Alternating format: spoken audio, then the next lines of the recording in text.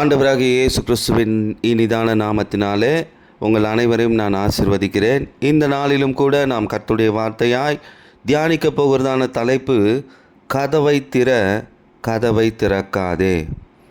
நாம் எதற்கு கதவை திறக்க வேண்டும், எதற்கு கதவை திறக்கக்கூடாது? இந்த கதவு என்பது மனிதனுடைய வாழ்க்கையில் இருதயத்தை காண்பிக்கிறது. நாம் இருதயமாகிய கதவை எதற்காக திறக்க வேண்டும், இருதயமாகிய கதவை எதற்காக மூடி வைக்க வேண்டும், எந்த கதவை திறக்கக்கூடாது, எந்த கதவை திறந்தால் அழிவு, எந்த கதவை திறந்தால் ஆசீர்வாதம், இதை நாம் ஆவிக்குரிய தெய்வீக பார்வையோடு இந்த நாளில் தியானிக்க போகிறோம். கூர்ந்து கவனியுங்கள். நிச்சயமாகவே இந்த செய்தியானது உங்கள் வாழ்க்கையில் ஒரு மிகப்பெரிய வெளிப்பாடையும் ஆசீர்வாதங்களையும் கொண்டு வரும் என்று நான் விசுவாசிக்கிறேன். அநேக பேருடைய வாழ்க்கை இப்படி தான் இருக்கிறது. எதற்காக நாம் இருதயத்தை திறக்க வேண்டும், எதற்காக நாம் இருதயத்தை அடைத்து வைக்க வேண்டும் என்று இந்த நாள் ஆண்டவர் உங்களோடு பேச விரும்புகிறார். இதற்காக நாம் எடுத்துக்கொள்ளப் போகிறதான வேத பகுதி ஆதியாகமம் 4ஆம் அதிகாரம் 7வது வசனம். முதலாவது, நாம் எதற்கு கதவை திறக்கக்கூடாது என்பதை தியானிக்க போகிறோம். பிறகு நாம் எதற்கு கதவை திறக்க வேண்டும், அதாவது இருதய கதவை திறக்க வேண்டும் என்பதை குறித்து தியானிக்க போகிறோம். ஆதியாகமம் 4ஆம் அதிகாரம் 7வது வசனத்தில் ஆண்டவராகிய இயேசுவானவர் சொல்லுகிற வார்த்தையை பாருங்க. நீ நன்மை செய்தால் மேன்மை இல்லையோ, நீ நன்மை செய்யாதிருந்தால் பாவம் வாசற்படியில் படுத்திருக்கும். ஆண்டவர் சொல்றார் பாருங்க, நன்மை செய்தால் மேன்மை, நன்மை செய்யாதிருந்தால் இங்கே கதவை திறந்தா பாவம் வாசற்படியில் படுத்திருக்கான். அப்போ இருதய கதவை திறந்தா என்ன இருக்குது? பாவம் வாசப்படியில் இருக்கக்கூடாது. அப்போ நம்ம இருதய கதவை பாவம் எனும் காரியங்களுக்கு திறக்கக்கூடாது. அப்போ பாவத்திற்கு நம்ம கதவை திறக்கக்கூடாது, இருதய கதவை திறக்கக்கூடாது. இங்கே யாரை பற்றி சொல்லப்பட்டிருக்குன்னா, ஆபேல் காயினை குறித்து சொல்லப்பட்டிருக்குது. இந்த காயினுடைய வாழ்க்கையில் தான் இந்த வார்த்தை ஆண்டவர் சொல்கிறார். காயினுடைய வாழ்க்கையில் இந்த காயினும் ஆபேலும் சகோதரர்கள் காணிக்கையை கொண்டு வருகிறார்கள். ஆண்டவராகிய இயேசுவானவர் ஆபேலின் காணிக்கையை அங்கீகரித்தார், காயினின் காணிக்கையை என்ன பண்ணிட்டார்? அங்கீகரிக்கவில்லை. இந்த நேரத்தில் தான் ஆண்டவராகிய இயேசுவானவர் சொன்னார், பாவம் வாசற்படியில் படுத்திருக்கிறது. இங்கே என்ன பண்ணிட்டான்? சகோதரன் பகையை உண்டு பண்ணிட்டான். மற்றவர்களுடைய ஆசீர்வாதங்களை பார்த்து பொறாமைப்படுகிற ஒரு வாழ்க்கை. ஆபேலின் காணிக்கையை ஆண்டவர் அங்கீகரித்தாருன்னு சொன்ன உடனே காயினுக்கு ஆபேல் மேலே கோபம் வந்து கொண்டு போட்டான். பாருங்கள், அடுத்தவர்களுடைய ஆசீர்வாதங்களை பார்த்து எரிச்சல் வந்துருச்சு. அப்போ ஆட்டோமேட்டிக்காக பாவம் வாசலில் வந்து படுத்துரும். அப்போ இருதயமாகிய வாசலில் பாவம் வந்து என்ன பண்ணும்? நிற்க ஆரம்பிச்சிடும். எப்போ? அடுத்தவர்களுடைய ஆசீர்வாதத்தை பார்த்து எரிச்சல் படும் பொழுது. இன்றைக்கு இப்படி தான் சகோதரர்களுக்குள்ளே வரக்கூடிய நியாயமில்லாத காரியங்களில் ஒரு எரிச்சல் வந்து அந்த எரிச்சல் என்ன பண்ணுது? அவங்க வாசப்படியில் பாவத்தை கொண்டு வந்து வச்சிருது. இந்த இருதயமாகிய கதவை இந்த பாவத்திற்கு திறந்து வைக்கக்கூடாது. இந்த சகோதர பகை பாவத்தை வாசற்படிக்கு கொண்டு வரும். சகோதரன் மேலே பொறாமை இதுவும் என்ன பண்ணும்? பாவத்தை வாசற்படிக்கு கொண்டு வந்துடும். நமக்குள்ளே காயினின் ஆவி இருக்கா? சிலர் பாருங்கள், சகோதரர்களுடைய வாழ்க்கையில் பைபிளில் அநேக சகோதர பகைகள் உண்டு. அதற்கு காரணம் பாருங்கள், ஒரு பிள்ளைய பெற்றோர்கள் நேசிப்பார்கள், ஒரு பிள்ளையை ஒதுக்குவாங்க. ஆனால் வேதத்தின்படி பாருங்கள், எந்த பிள்ளை ஒதுக்கப்படுகிறதோ, எந்த பிள்ளை வெறுக்கப்படுகிறதோ அந்த பிள்ளையை தான் கர்த்தர் உயர்த்தி ஆசீர்வதித்தார்.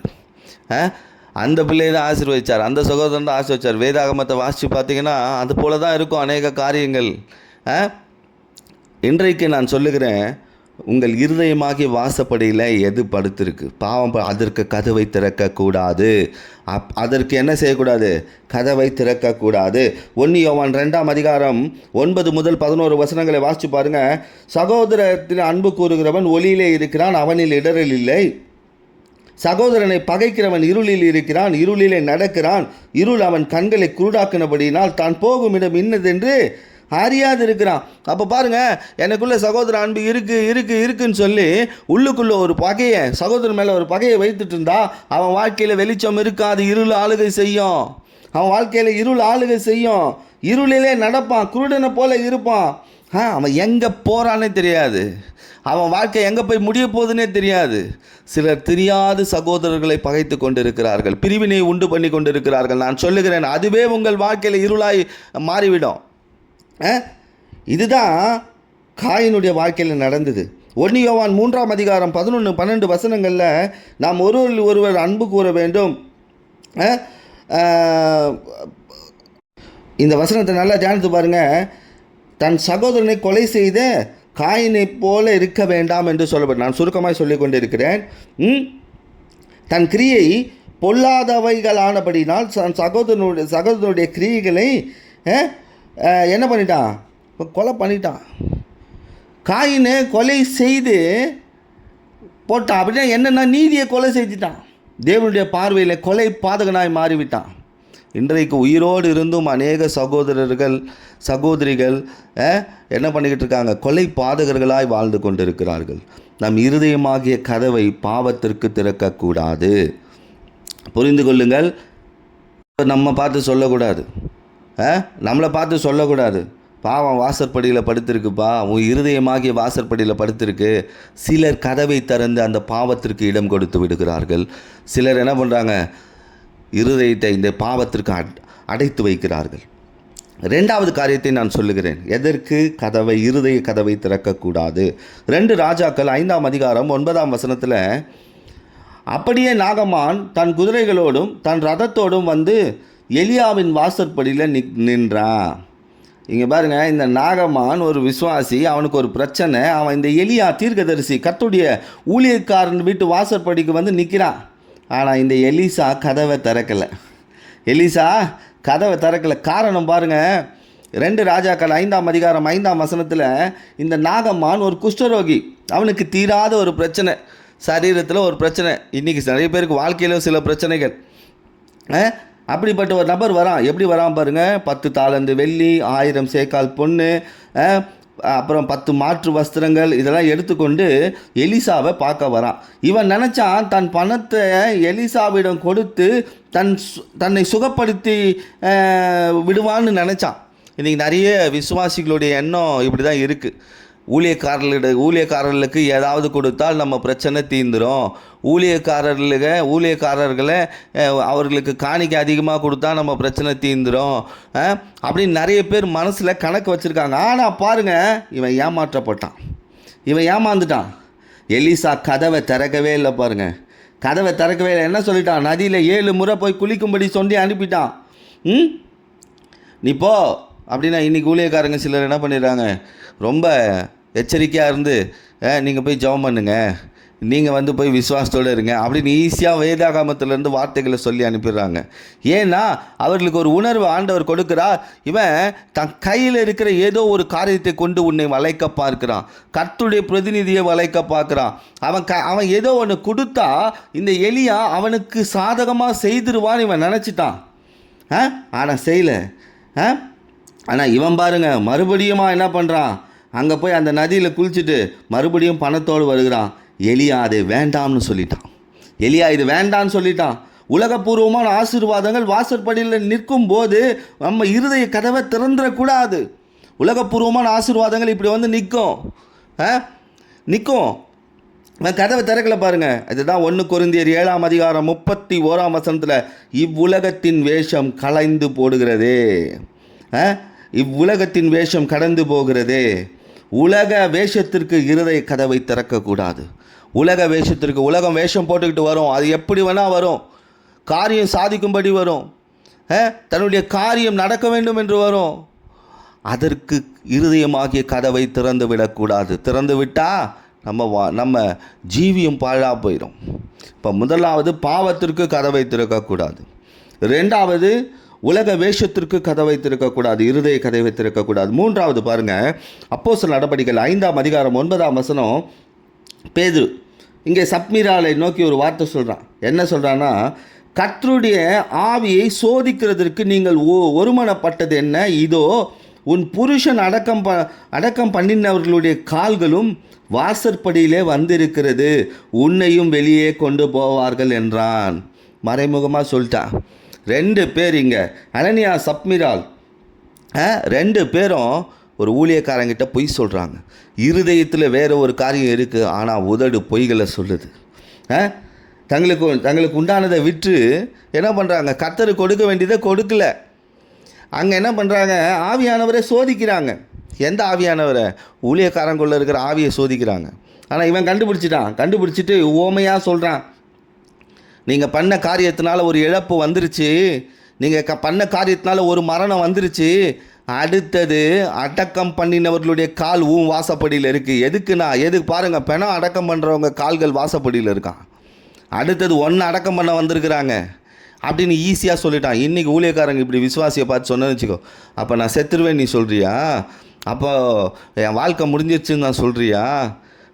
இப்போ ஏது அப்படி சொல்லுதுங்க. அடக்கம் பண்ணுகிறவர்களுடைய கால்கள் நிற்கும் வாசப்படி.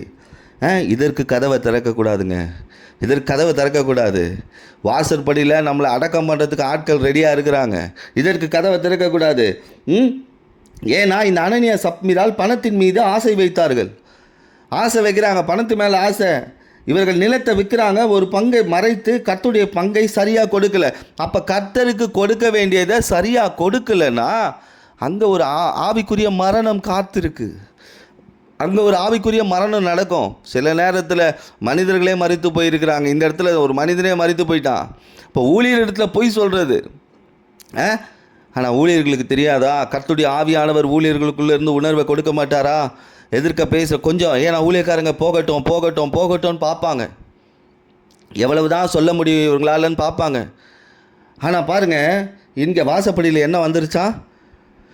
கணவனை அடக்கம் பண்ணினவர்களுடைய கால் நிற்கிது ரெடியாக. அடுத்த ஒரு பாடி விழப்போது, அந்த பாடியை தூக்கிட்டு போகிறாங்க. அது நீ தான் சொல்லிட்டான். சப்மிராலே நீ தான் சொல்லிட்டான். பரிசுத்த ஆவியானவர் இடத்துல பொய் சொன்னாங்க, இயேசுவிடம் பொய் சொன்னாங்க, ஊழியக்காரர்கள் இடத்துல பொய் சொன்னாங்க.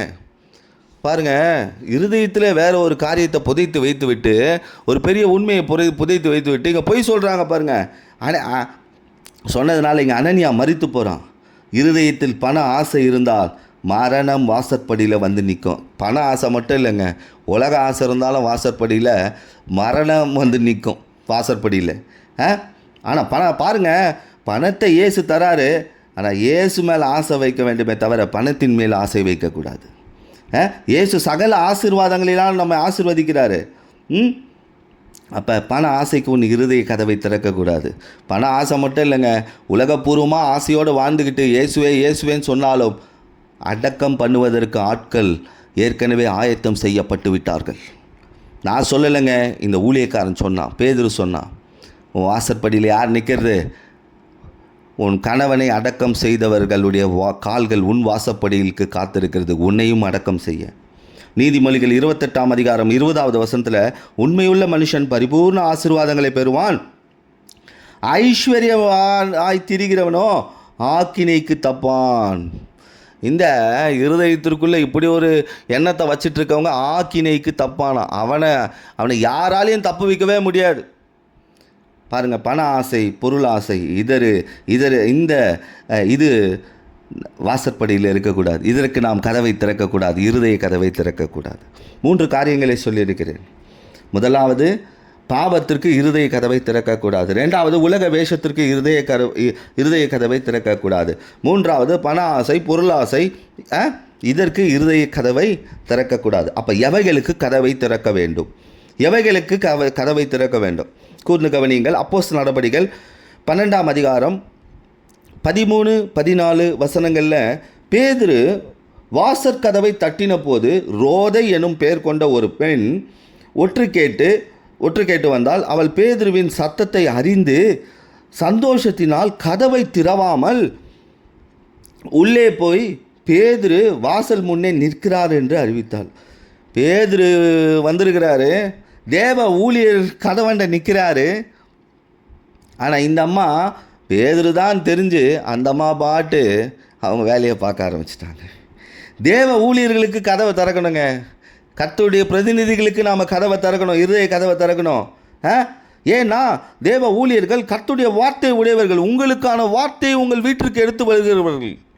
அப்போ அவர்களுக்கு கதவை திறக்கலைன்னா இருதயமாகிய கதவை, நிறைய பேர் வீட்டு கதவை திறந்துடுறாங்கங்க, இருதய கதவை தான் திறக்கிறது இல்லை. அந்த நேரத்துக்கு ஊழியக்காரங்க சொல்லக்கூடிய வார்த்தைகள் ரொம்ப இனிமையாக இருக்கும், கொஞ்சம் கடுமையாக பேசினா இருதய கதவை மூடிட்டு நீ வெளியே போடாப்பான்றது. பாருங்கள், தேவ ஊழியர்கள் என்ன பண்ணுறாங்க, கடவுளுடைய வார்த்தையை கொண்டு வராங்க, அவர்களுக்கு கதவை திறக்கணும். தேவ ஊழியர்கள் இது எதை காண்பிக்கிறது என்றால் தேவ ஊழியர்களோடு இருக்கிற ஐக்கியத்தை காண்பிக்கிறது. இருதய கதவை மூடிட்டா அவர்கள் வார்த்தையை சொல்லிட்டு போயிடுவாங்க. அந்த வார்த்தையை குறித்த பாரம் உங்களுடையதாய் மாறிவிடும். அப்படின்னா இன்னொன்று சொல்லப்பட்டிருக்கு. அப்போ எதற்கு கதவை திறக்க வேண்டும் என்றால் உபதேசத்திற்கு கதவை திறக்கணும். சிலருக்கு எப்படி தெரியுமாங்க, உபதேசம் வீடு தேடி வந்ததுன்னு வச்சுக்கோங்களேன், அதை அசட்டை பண்ணுவாங்க. உபதேசத்தை தேடி அவங்க வர நாட்கள் வந்துடும். அப்படி இல்லைன்னா பாருங்கள், சில இடத்துல ஆண்டவர் தீர்க்கதரிசிகளை கொண்டு போய் சில இடத்துல சொல்கிறார், அவங்களும் சொல்லிடுறாங்க, அதை அவங்க பெருசாக எடுத்துக்கிறது இல்லை. ஆனால் அந்த தரிசனம் நிறைவேற அவங்க தீர்க்கதரிசியை தேட ஆரம்பிச்சிருவாங்க. ஆனால் வேதம் சொல்லுது, தீர்க்கதரிசியை தேடினாலும் அந்த இடத்துல அவர்களிடத்திலிருந்து வார்த்தையை வாங்க முடியாது. ஏன்னா கர்த்தருடைய வார்த்தையை அசட்டை செய்து விட்டால் மறுபடியுமாய் கர்த்தர் என்ன செய்ய மாட்டார், அந்த குடும்பத்தை குறித்தும், தேசத்தை குறித்தும், பிள்ளைகளை குறித்தும், எதிர்காலத்தை குறித்தும், வேலையை குறித்தும் தரிசனமாக சொல்ல மாட்டார். அப்போ இந்த ஊழியக்காரர்களுக்கு என்ன பண்ணோம், இருதயமாகிய கதவை திறக்கணும். அப்படி திறந்தால் ஆவிக்குரிய ஜீவியத்தை கட்டி எழுப்ப முடியும். அப்போ ஊழியக்காரர்கள் கதவை திறக்கும் போது அங்கே ஜபம் இருக்கும், உபதேசம் இருக்கும், நமக்கான தேவைகளுக்கான காரியங்களை கர்த்தர் நமக்கு முன்னே பேச ஆரம்பிச்சிருவார். அப்போ நம்ம இருதய கதவை உபதேசத்திற்கு திறக்க வேண்டும், ஜபத்திற்கு திறக்க வேண்டும். அப்போ நம்ம இருதய கதவை எப்படி இருக்குது, திறந்துருக்கா இல்லை மூடி இருக்கா, இல்லை தேவைப்படும் போது திறந்துக்கிறோமா இல்லை தேவைப்படும் போது மூடிடுறோமா இருதய கதவை? கர்த்தர் சகலத்தையும் அறிவார். கர்த்தர் ஒரு நோக்கத்தோடு தான் இந்த பேதுரு என்ன பண்ணுறார், அந்த வீட்டுக்கு போகிறார். ஆனால் அங்கே என்ன பண்ணியிருக்கு, கதவு மூடி இருக்குது. இன்றைக்கி நீங்கள் இருதய கதவை மூடிவிட்டால் கர்த்தருடைய வார்த்தையை நீங்கள் வீண் பண்ணி கொண்டு இருக்கிறீர்கள். உங்கள் வாழ்க்கையின் எதிர்கால திட்டத்தை என்ன பண்ண கர்த்தர் முன்னவே சொல்லுகிறார். அதை அசட்டை செய்யும் பொழுது நஷ்டம் ஊழியர்களுக்கு அல்ல, நஷ்டம் அதை கேட்கக்கூடிய விசுவாச பிள்ளைகளுக்கு. அப்போ இன்றைக்கு தேவ ஊழியர்களுக்கு அவருடைய உபதேசங்களுக்கும், அவருடைய ஜபங்களுக்கும், அவருடைய வார்த்தைகளுக்கும் நம்ம இருதய கதவை திறந்து வைக்க வேண்டும். ரெண்டாவது காரியம் பாருங்கள், யாக்கோபு 5ஆம் அதிகாரம் 7வது வசனத்தில், சகோதரரே, நீங்கள் நியாய தீர்க்கப்படாதபடிக்கு ஒருவருக்கொருவர் விரோதமாய் முறையிடாதிருங்கள், இதோ நியாயாதிபதி வாசற்படியில் நிற்கிறார். இப்போ அடுத்தது வாசற்படிக்கு யார் வந்திருக்கிறதா, நியாயாதிபதி ஆகிய இயேசு நிற்கிறார். இவருக்கு கதவை திறக்கணுங்க, இருதய கதவை இவருக்கு திறக்கணும், நியாயாதிபதிக்கு திறக்கணும். யார் திறக்க மாட்டாங்க தெரியுமா, நியாயம் இல்லாதவர்கள் திறக்க மாட்டாங்க. ஏன்னா அவர் உள்ளே வந்தால் நியாயம் தீர்ப்பார். இயேசு உன்னை ஆசீர்வதிப்பேன், உன் பேரை பெருமைப்படுத்துவேன், உன் சத்துருக்களோடு நான் யுத்தம் பண்ணுவேன், உன் வழக்காளிகளோடு நான் வழக்காடுவேன். அப்படி சொன்னால் பரவாயில்ல, உள்ள வரவர் உன் நியாயத்தை விசாரிக்கும்படி வந்தால் அவருக்கு கதவை திறக்க மாட்டேன்னா அப்போ நம்மக்கிட்ட பிரச்சனை இருக்குன்னு அர்த்தம். நியாயாதிபதி இயேசு வந்திருக்கிறார், அவருக்கு நான் தைரியமாக கதவை திறப்பேன்னா என் பக்கம் நியாயம் இருக்குன்னு அர்த்தம். நியாயாதிபதியாக வந்திருக்கிறார், எதற்கு, நியாயம் தீர்க்கும்படி, நம்முடைய நீதியை சரிபார்க்கும்படி நியாயாதிபதியாக வந்திருக்கிறார். நாம் மற்றவர்களை எளிதாக நியாயம் தீர்த்து விடுகிறோம், ஆனால் நம்மை நியாயம் தீர்க்கும் நியாயாதிபதி வாசற்படியில் வந்திருக்கிறார். மத்தேயு 7ஆம் அதிகாரம் 1 வசனத்தில், நீங்கள் குற்றவாளிகள் என்று தீர்க்கப்படாதபடிக்கு மற்றவர்களுடைய குற்றவாளிகள் என்று தீர்க்கப்படாதபடிக்கு மற்றவர்களை குற்றவாளிகள் என்று தீர்க்காதிருங்கள். நம்ம யாராவது துன்பப்படுத்தினா நம்ம நியாயாதிபதி நமக்காக நியாயம் விசாரிப்பாருங்க. உங்களை யாராவது உண்மையாக துன்பப்படுத்தினா நிச்சயமாக நியாயாதிபதி ஆகிய இயேசு அவங்க வீட்டுக்கு போய் அவர்களை என்ன பண்ணுவார், நியாயம் விசாரிப்பார். அப்போ இருதய கதவை இயேசு என்னும் நியாயாதிபதிக்கு திறந்து வைக்கணுங்க.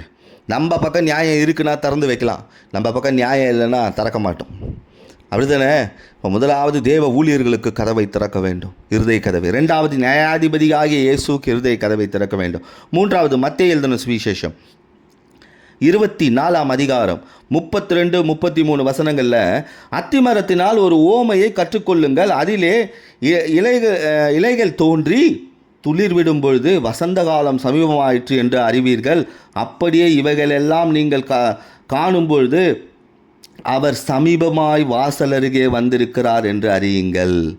இங்கே இயேசு வாசல் அருகே வந்திருக்கிறாராம். ஏன்னா இயேசு கிறிஸ்து சீக்கிரமாய் வரப்போகிறார். அதற்கான அடையாளம் தான் உலகத்தில் நடந்து கொண்டு இருக்கிறது.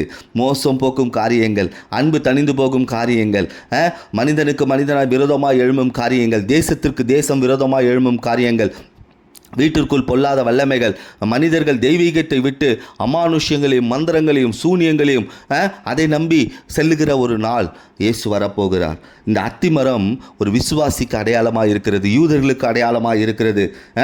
யூதர்கள் பாருங்க, சிதறடிக்கப்பட்டார்கள், ஆனால் தங்கள் தேசத்தை கட்டி எழுப்பினார்கள். நாமும் அப்படிதான் நம்முடைய ஆவிக்குரிய ஜீவியத்தை கட்டி எழுப்புறோமா? ஆண்டவர் கட்ட நினைச்சாலும் நாம் என்ன பண்ணுறோம்?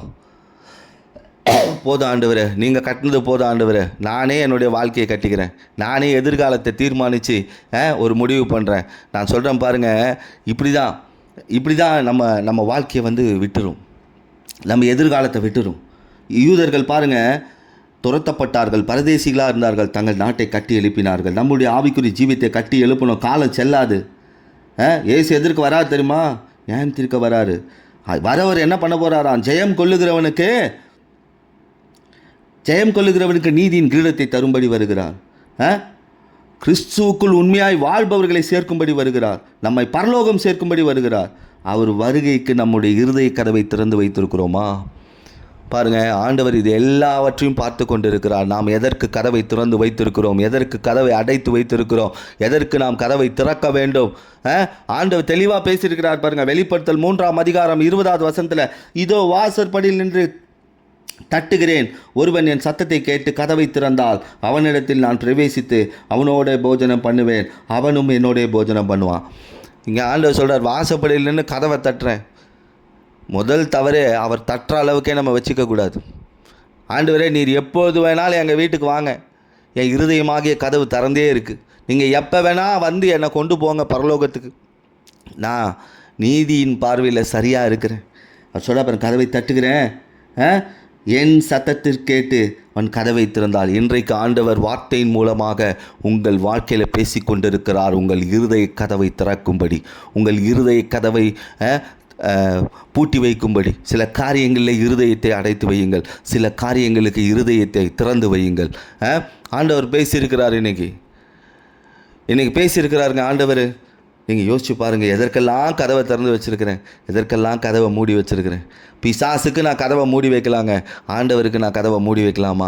பிசாசின் வார்த்தைகளுக்கு நான் கதவை மூடி வைக்கலாங்க, ஆண்டவருடைய வார்த்தைக்கு நான் கதவை மூடி வைக்கலாமா? பிசாசின் தந்திரங்களுக்கு நான் கதவை மூடி வைக்கலாங்க, ஆண்டவருடைய ஆலோசனைக்கு நான் கதவை மூடி வைக்கலாமா? பிசாசின் நடத்துதலுக்கு நான் கதவை திறந்து மூடி வைக்கலாங்க. பிசாசு நம்மை நடத்தக்கூடாதபடி நம்ம கதவை மூடி வைக்கலாங்க, ஆண்டவர் நம்மை நடத்தும்படி கதவை திறந்து வைக்கணுங்க. இன்னைக்கு கடவுளுடைய வார்த்தை நம் வீட்டிற்கு தேடி வந்திருக்குது. உன் இருதயமாகிய கதவை எதற்காக நீ திறந்து வைத்திருக்கிறாய், எதற்காக மூடி வைத்திருக்கிறாய்? எந்த கதவை திறக்கக்கூடாது, எந்த கதவை திறந்தால் அழிவு, எந்த கதவை திறந்தால் ஆசீர்வாதம், இதை குறித்து இன்றைக்கி ஆண்டவர் பேசியிருக்கிறார். உங்கள் இருதயமாகிய கதவு எப்படி இருக்கிறது? பாவத்திற்கு திறந்திருக்கிறதா, அல்லது உலக வேஷத்திற்கு இதய கதவை திறந்து வச்சிருக்கிறீங்களா? இல்லைன்னா இயேசுவிடத்தில் ஊழியர்களிடத்தில் பொய் சொல்லி, பரிசுத்த ஆவியிடத்தில் பொய் சொல்லி, பொருள் ஆசைக்காகவும் உலக ஆசைக்காகவும் பண ஆசைக்காகவும் உங்கள் இருதய கதவை திறந்து வச்சுருக்கிறீங்களா? மூடிடுங்க, இந்த கதவை மூடிடுங்க. இல்லைன்னா உங்கள் வாழ்க்கை கேள்விக்குறியாக மாறிடும். எதற்கு கதவை திறந்து வச்சுருக்கிறீங்க? ஊழியக்காரனுடைய வார்த்தைக்காகவா? திறந்து வைங்க. ஊழியக்காரர்களுடைய வார்த்தைக்கு, ஊழியக்காரர்களுடைய ஐக்கியத்திற்கு உங்கள் இருதய கதவை திறந்து வையுங்கள். அவருடைய உபதேசத்திற்கு உங்கள் இருதய கதவை திறந்து வையுங்கள். அவருடைய ஜபங்களுக்கு உங்கள் இருதய கதவை திறந்து வையுங்கள். அதே போல் இயேசு வரப்போகிறார், நியாயாதிபதி, என் நியாயத்தை விசாரிக்கும்படி. இன்னைக்கு இயேசுக்கு நான் என் இருதய கதவை திறந்து வைக்கும்போது உங்கள் நீதியை அவர் சரி கட்டுவார். உங்கள் சத்துருக்கள் உங்களுக்கு அநியாயம் செய்திருந்தால் அந்த நீதியை அவர் சரி கட்டுவார். உங்கள் இருதய கதவை இயேசுனும் நியாயாதிபதிக்கு திறந்து வையுங்கள். அதே போல் இயேசு வரப்போகிறார். இயேசு நியாயம் தீர்க்கும்படி வந்தார். இனி உங்கள் வாழ்க்கையில் ஜெயம் கொடுக்கும்படி வரப்போகிறார். இனி ஜெயம் கொடுக்கும்படி வரப்போகிறார். உங்கள் இருதய கதவை திறந்து வையுங்கள். வாசற்படியில் இயேசுவை நிற்க வைத்து விடார்கள். கதவை பூட்டி விடாதீர்கள். ஏனெனில் இயேசு இல்லாத இடத்தில் பிசாசு தன் ஆளுகை செய்ய ஆரம்பித்து விடுவான். அவன் உபதேசத்தை கொடுக்க ஆரம்பித்து விடுவான். அவன் தன் ஆலோசனைக்குள்ளே இழுத்து கொண்டு உங்களை சென்று விடுவான். முடிவில் இயேசுவுக்கு கதவை திறக்கிறவர்களுக்கு பரலோகம் திறக்கப்படும். பிசாசுக்கு கதவை திறக்கிறவர்களுக்கு பாதாளம் திறந்து வைக்கப்பட்டிருக்கிறது. ஆகையால் இன்று நாம் கதவை திறக்காதே என்கின்ற தலைப்பில் கர்த்தருடைய வார்த்தையை தியானித்திருக்கிறோம். இந்த செய்தியை மறுபடியும் கேளுங்கள். நிச்சயமாகவே உங்கள் வாழ்க்கை ஆசீர்வாதமாக இருக்கும் என்று நான் விசுவாசிக்கிறேன். கர்த்தர் உங்களையும் உங்கள் குடும்பத்தையும் உயர்த்தி ஆசீர்வதிப்பாராக. ஆமென்.